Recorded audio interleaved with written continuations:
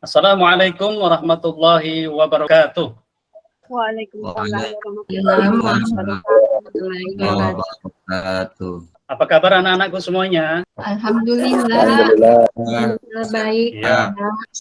Ya, alhamdulillah baik semuanya. Oke, pada kesempatan kali ini kita akan melanjutkan pembelajaran kali ini adalah pembelajaran tentang jenazah. Tahu nggak jenazah? Ada yang tahu jenazah? Iya. Jenazah itu ketika ada orang meninggal maka menjadi jenazah. Nah, orang jenazah itu kita yang masih hidup punya kewajiban. Oleh karena itu sebelumnya kita ikuti, kita lihat yang satu ini. Diperhatikan semuanya ya. Tata cara penyelenggaraan jenazah, submateri memandikan jenazah, program pendidikan profesi guru, PPG dalam jabatan Angkatan 3, Universitas Islam Negeri Sultan Haji Muhammad Idris, Samarinda, Kalimantan Timur, tahun 2022. Pada kesempatan ini kita akan belajar, yaitu pendidikan agama Islam dan budi pekerti. Pada kelas 11 semester ganjil ini, kita akan belajar tata cara penyelenggaraan jenazah, submateri memandikan jenazah. Saya diperhatikan anakku semuanya, pada pembelajaran kali ini, tujuan pembelajaran setelah pembelajaran ini, nanti diharapkan siswa dapat A. Membaca dalil nakli tentang kepedulian terhadap tata cara memandikan jenazah. B. Menjelaskan kandungan dalil nakli tentang kepedulian terhadap tata cara memandikan jenazah. C. Menerapkan tata cara memandikan penyelenggaraan jenazah menurut hukum Islam. Kemudian D. Menganalisis tata cara memandikan penyelenggaraan jenazah. E. Mengamati tata cara memandikan prosedur penyelenggaraan jenazah. F. Mendemonstrasikan tata cara memandikan prosedur penyelenggaraan jenazah. G. Mempraktekkan tata cara memandikan penyelenggaraan jenazah sesuai dengan ajaran Islam. H. Mempertajam tata cara memandikan penyelenggaraan jenazah sesuai dengan ajaran Islam. Dan I. Menyajikan prosedur tata cara memandikan penyelenggaraan jenazah. Berikutnya adalah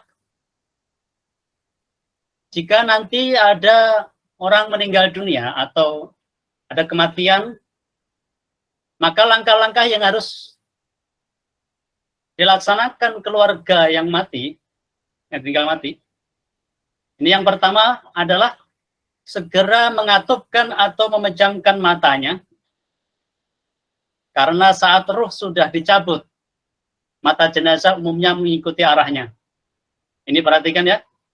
Tolong ini yang pertama, ketika ada orang meninggal, ini biasanya matanya terbelalak, membuka lebar, terus naik ke atas. Itu kalau sudah seperti itu, cepat-cepat dikatupkan. Ya. Nomor 2 adalah melenturkan persendiannya, agar tidak menjadi kaku dan keras. Ini biasanya pakai air hangat, ada yang mengatakan pakai air kopi. Nah ini bisa dicoba nanti. Jadi dilenturkan ya, dan sampai kaku, nanti nggak bisa diletakkan pada tempatnya. Kemudian yang ketiga adalah menanggalkan pakaian dan perhiasannya, dan diganti dengan pakaian yang menutupi dan melindungi seluruh tubuhnya.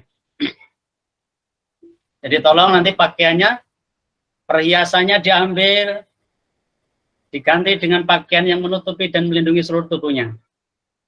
Jadi ini perhiasan dipakai yang masih hidup.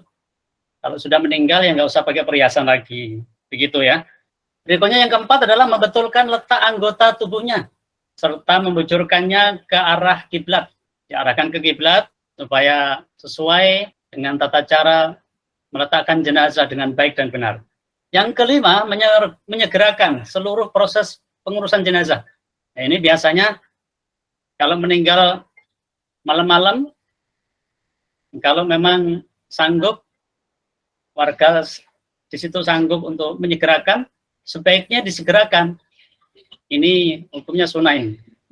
Disegerakan supaya selesai permasalahannya. Kalau lama-lama ditunggu, biasanya itu akan menjadi bau. Yang keenam adalah membayarkan utang-utangnya. Ya. Seperti itu. Berikutnya perhatikan, dalam pengurusan jenazah itu ada kewajiban 4 yang harus dilaksanakan. 4 kewajiban itu apa saja? Ini perhatikan. Yang pertama adalah memandikan, yang kedua mengkafani, yang ketiga menyolati, dan yang keempat menguburkan. Bisa diperhatikan. Oke, perhatikan video film pendek tentang kematian ya. Bisa dilihat videonya sejenak. Setelah nonton video pendek tadi ya, mari kita membaca firman Allah SWT tentang kematian, Al-Quran Surah Ali Imran ayat 185. Ya, dimohon kepada ketua kelas untuk bisa membacakan ayatnya. Silakan Pak Solihin. Bismillahirrahmanirrahim. Kullu nafsin dha'iqatul maut wa innama tuwaffawna ujurakum yawmal qiyamah. فمن زحزح عن النار وأدخل الجنة فقد فاز وما الحياة الدنيا إلا متاع الغرور. Ya, terima kasih. Selanjutnya dipersilakan untuk membacakan artinya. Kelompok yang lain silahkan. Silakan yang berani mau membaca. Yeni Bu. Silakan. Nah Yeni, silakan. Baik, Pak. Bismillahirrahmanirrahim.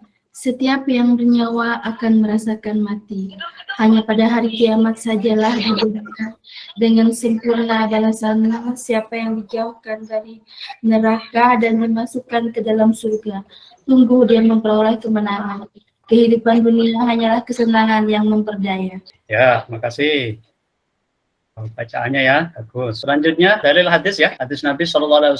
Dipersilakan yang mau membacanya, ya, anak Solihin. Bapak an Ummi Atiyah al-Ansariyah radhiyallahu anha qala dakhala alaina Rasulullah sallallahu alaihi wasallam hina tufiyat ibnatuhu faqala minha thalathan aw khamsan aw aqsara min dhalika in ra'aytunna dhalika bima'i wa sidrin waja'alna fil akhiri kafuran aw syai'an min kafurin fa idza faraqtunna fa idinna falamma faragna adhanatu fa'atana khifwatun faqala ashirnaha iyyahu ta'ni idharah rawahul Bukhari. Ya, terima kasih bacanya. Selanjutnya diartikan. Siapa yang berani mengartikan ini? Silakan diartikan. Ya, silakan. Yeni Pak, Yeni. Oh, Yeni, silakan Yeni. Dari Ummu Atiyah, seorang wanita Ansar radhiyallahu an berkata, Rasulullah, saya ulang Pak ya. Dari Ummu Atiyah, seorang wanita Ansar radhiyallahu anha berkata, Rasulullah Shallallahu alaihi wasallam menemui kami saat kematian putri kami, lalu bersabda, mandikanlah dengan mengguyurkan air yang dicampur dengan daun bidara 3 kali, 5 kali, atau lebih dari itu. Jika kalian anggap perlu, dan jadikanlah yang terakhirnya dengan kapur barus atau wangian atau yang sejenis. Dan bila kalian telah selesai, beritahu aku. Ketika kami setelah selesai, kami memberitahu beliau. Kemudian beliau memberikan kain beliau kepada kami seraya berkata, pakaikanlah ini kepadanya, maksudnya pakaian beliau. Hadis riwayat Bukhari. Ya, terima kasih. Baik. Bagus. Oke, perhatikan anak-anak semuanya ya. Nah, tadi sudah dibacakan ayatnya, kemudian dibacakan dalil hadisnya sebagai ibrah kita bahwa semua yang hidup pasti merasakan kematian. Setelah meninggal dunia, kewajibannya 4 tadi ya. Yang pertama adalah yaitu memandikan.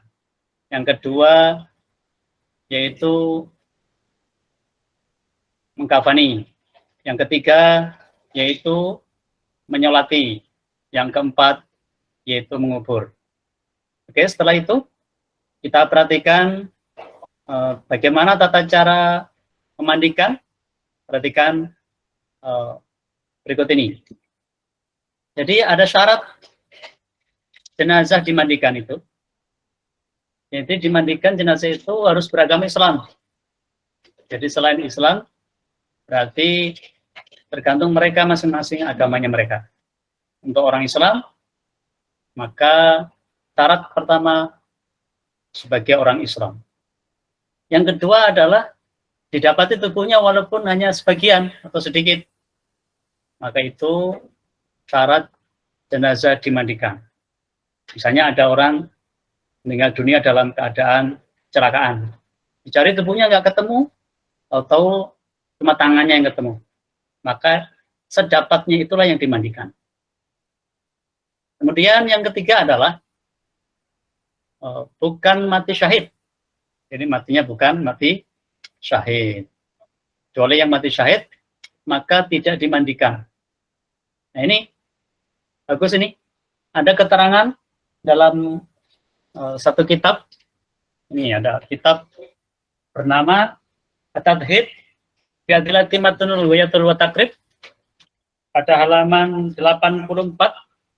Di sana disebutkan wathnani la yughassalani wa la yusalla alaihima asyaitu fi ma'rikatil musyrikina wasaqatu alladzi lam yastahilla sharikhon. Ada dua jenazah yang tidak dimandikan dan tidak disolati, yaitu orang yang mati syahid, yaitu memerangi kaum musyrikin, kemudian orang Islam tadi yang memerangi meninggal dunia. Maka pada saat meninggal dunia itu tidak perlu dimandikan dan tidak perlu disolati. Berarti cukup dikafani, kemudian dikubur. Yang kedua yang tidak perlu dimandikan adalah anak bayi laki-laki atau perempuan apapun, yang penting bayi yang ketika lahir tidak mengeluarkan suara apa-apa, tidak menangis, tidak keluar suara apa-apa. Maka bayi tersebut yang lahir itu tidak dimandikan dan tidak disolati. Cukup dikasih kain kafan, kemudian dikubur. Maka mereka dua ini adalah merupakan jenazah yang spesial, yang berbeda dengan jenazah yang lain. Oke, seperti itu. Berikutnya adalah syarat orang yang memandikan jenazah. Tidak semua orang boleh ya. Pertama adalah muslim, orang Islam, berakal, kemudian balik. Balik berarti mereka sudah dewasa. Nah ini, balik ini ada tiga ciri-ciri balik ya. Tiga ciri-ciri balik. Kalau dalam kitab Safinatun Najah, di sana disebutkan, yaitu tamamu khamsa asyarata. Umurnya harus 15 tahun minimal. Ini yang dikatakan balik. Bagaimana kalau kurang dari 15 tahun? Di sana disebutkan, kemudian kalau laki-laki perempuan misalnya umur 9 tahun, tapi dia sudah pernah ihtilam, pernah mimpi basah. Itu. Kemudian yang ketiga, syaratnya orang itu balik, ciri-ciri balik, yaitu ketika orang tersebut, khusus perempuan ya, pernah menstruasi. Maka orang muslim, berakal, balik, itu menjadi syarat untuk memandikan jenazah. Yang kedua adalah, yaitu berniat memandikan jenazah. Niat memandikan jenazah. Yang ketiga, kepribadiannya jujur dan soleh. Tidak semua orang ya, jangan sampai nanti ketika memandikan melihat ada hal yang janggal, diomongin sama orang lain. Maka ini harus punya kepribadian yang jujur, yang soleh. Jangan sampai aibnya orang lain yang dimandikan tadi disebarluaskan, disampaikan kepada orang. Yang keempat adalah terpercaya, amanah, dan mengetahui hukum memandikan mayat, serta dapat menjaga aib jenazah. Ini tadi harus terpercaya, harus amanah, mengetahui hukum-hukumnya. Ini sebaiknya seperti itu. Yang kelima adalah berjenis kelamin yang sama. Kalau laki-laki yang memandikan laki-laki, kalau perempuan yang memandikan perempuan, sebaiknya itu. Atau kalau nggak ada, berarti yang memandikan adalah mahramnya. Nah, mahramnya itu baru boleh walaupun beda jenis kelamin. Berikutnya adalah hal-hal yang dipersiapkan antara lain yaitu tempat mandi. Ini harus ada tempatnya ini. Untuk memandikan jenazah harus ada tempatnya. Yang kedua harus ada airnya, air bersih. Jangan air yang tidak suci mensucikan. Jangan seperti air susu misalnya atau air kopi misalnya gitu. Ini tidak suci mensucikan atau air habis tempat untuk mandi atau habis untuk bersuci. Ini nggak boleh. Jadi harus bersih, harus suci. Kemudian ada sidr atau bidara. Kemudian yang keempat adalah ada sabun mandinya. Kemudian ada sarung tangan, dia tidak mengenai pada tempat-tempat yang sekiranya mungkin kotor langsung mengenai tangan kita, kulit kita. Kemudian selanjutnya ada sedikit kapas, ya pakai kapas. Kemudian ada air kapur barus terakhirnya, pakai air kapur barus supaya wangi gitu. Berikutnya adalah memandikan jenazah. Memandikan jenazah ini tata cara memandikan jenazah. Yang pertama adalah jenazah diletakkan di tempat tertutup, jangan terbuka ya. Kalau terbuka nanti kelihatan orang banyak, jadi nggak boleh terbuka. Kemudian tutupi tubuh jenazah dengan basahan. Dan yang ketiga adalah bersihkan tubuh jenazah dari sisa-sisa kotoran yang menempel. Jangan sampai menempel pada kita, dia harus dibersihkan semuanya. Kemudian yang keempat adalah mandikan jenazah dengan air mineral, minimal 3 kali siraman. Minimal 3 kali siraman. Jika semuanya sudah kena air, maka itu cukup gitu. Kemudian yang kelima adalah jenazah diwudukan. Setelah dimandikan semuanya, baru diwudukan. Ya, seperti itu. Untuk itu, coba kita lihat tayangan cara memandikan jenazah berikut ini. Pakai ini ya, pakai link aja mungkin bisa. Ini untuk kegiatan anak-anakku semuanya, bahwasanya hari ini setelah tadi kita mempelajari tentang pemandian jenazah, persilakan untuk mengerjakan soal-soal yang ada di LKPD ini. Tapi sebelumnya, tolong ini nanti diisi ya, nama, kelas, jurusan, dan nomor presensinya. Kemudian yang ini saya bagi kelompok dulu. Nih kelompoknya. Kelihatan kelompoknya? Kelihatan, Pak. Ya, cara bagi kelompok ini perhatikan. Ini tolong kelompok 1 ini bunyinya bebek. Bunyinya bebek apa tuh? Apa anak-anak semuanya? Bunyi bebek apa? Kwek, kwek, kwek, kwek, kwek, kwek, kwek. Ya, kelompok 1 kwek, kelompok 2 bunyinya bunyinya kucing. Meong. Kelompok 3 bunyinya apa ini? Petak, petak, petak. Nah, bunyinya ayam. Oke. Kelompok kwek, kelompok meong, dan kelompok ketok. Nah, kelompok 1, kelompok kwek, Ali Mahmudi, Andi Pertiwi, Asnawati, dan seterusnya ini. Bisa dibaca nanti. Kelompok 2, kelompok meong, Khalifah, Nurniati, Rahmawati, Saidah, dan seterusnya. Sadia. Dan kelompok 3, kelompok betok, Siti, Juwairia, Sri Wahyuni, Solihin, Yani Mardiana, Yani Yusri, Basri. Persilakan nanti sesuai dengan kelompoknya masing-masing ya. Apa yang harus dikerjakan? Nih, melalui kegiatan pelajaran tadi sudah dibacakan ya. Membaca, menjelaskan, menerangkan, menganalisis, mengamati, mendemonstrasikan, mempraktekkan, mempertajam, dan menyajikan tata cara memandikan penyelenggaraan jenazah. Nah, ini tadi sudah melihat tayangan video ini tayangan video tadi. Ini tayangan video tadi menggambarkan ada anak yang ditinggal orang tuanya. Sedih karena dia sekolah sering terlambat disebabkan karena membantu orang tua yang sedang sakit. Orang tua yang sedang sakit parah di rumah sakit harus dibantu, nggak ada yang bantuin. Ternyata di sekolahnya dibully sama teman-temannya, termasuk guru-gurunya yang tidak tahu, tidak memahami situasi kondisi, tidak ditanya dulu. Mestinya harus ditanyakan dulu kenapa terlambat, seperti itu. Ternyata anak ini terlambat sebab menunggu orang tuanya yang sakit keras di rumah sakit, kemudian sering terlambat, begitu. Nah, ini tadi sudah melihat tayangan video tadi tentang memandikan jenazah. Kemudian materi Qur'annya adalah Al-Quran Surah Ali Imran ayat 185 tentang kematian. Kemudian hadis Nabi Muhammad SAW tentang memandikan jenazah. Kemudian tata cara memandikan jenazah. Oke, berikutnya kalian tolong ya, ini diisi jelaskan kandungan Quran Surah Ali Imran ayat 185.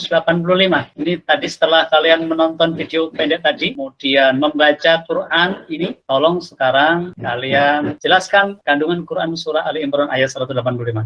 Dipersilakan siapa yang mau kelompok 1, kelompok 2, kelompok 3, siapa yang duluan? Dipersilakan untuk menjelaskan kandungannya. Ini kelompok 1, kelompok 2, kelompok 3. Surah Ali Imran ayat 185, tolong dijelaskan. Jelaskan sedikit. Kelompok 1, ya, Yani Mardiana. Kelompok 3, Pak. Oh ya, silakan. Suaranya? Bernyawa akan merasakan mati. Ya. Berikan dengan sempurna balasan. Siapa yang dijauhkan dari mereka, lalu dia memperoleh kemenangan kehidupan dunia, hanyalah kesenangan yang bergoyah.